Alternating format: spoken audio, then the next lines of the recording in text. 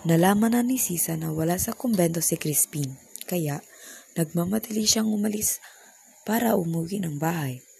Labis ang kanyang pag-aalala na nadakip ng mga gwardiya sibil si Basilio at kung saan niya maaaring hanapin ang nawawalang si Crispin.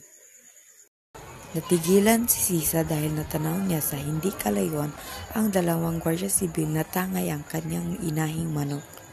Palayo ang mga ito at hindi hinuli ng mga ito isa man sa kanyang mga anak. Salamat po, Diyos ko, at kibubuti nila. Nakasalubong niya ang mga ito at laking gulat niya nang sitahin siya ng isa sa mga gwardiya sibil. Saan ang iyong mga anak? Ikaw ba ang inanang magnanakaw? Ha? Huwag kang magsinungaling. Asan ang mga anak mo?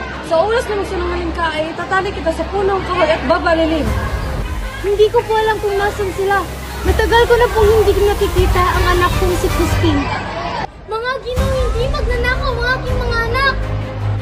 Si Basilio walang naibigay sa akin na isang kusing. Halugugin niyo man ang aming bahay, wala kayong makikita sapagkat mahirap lang kami. Kung sa ganun ay, ikaw ang aming daramputin at dalalhin sa kwartel. Lumuhod at nagmamakaawa si Sisa sa mga gwardiya sibil, subalit hindi siya pinakinggan ng mga ito. Maaari mo bang mauna na ako sa iyo sa paglalakad? Hindi maaari, baka ikaw ay makatakas. Sa liblib na lugar tayo, marahil ay alam mo na ang mga pasikot-sikot sa lugar na ito. Nagmamadali siyang naglalakad upang hindi masaksihan ng mga taong bayan na siya'y nirampit ng mga gwardiya sibil, subalit huli na. Ibinilanggo si Sisa sa loob ng kwartel at may 2 oras na nang magpa siya ang alperes na palayain siya. Ang kura ay may kagagawan yan. Kung nais niyang maibalik ang sinasabing perang na ninako ng mga anak nito, hingin niya kay San Antonio.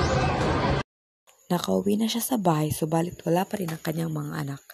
Natagpuan niya ang isang pikas ng damit ni Basilio na nakasabit sa dingding. Labis ang kanyang pag-aalala.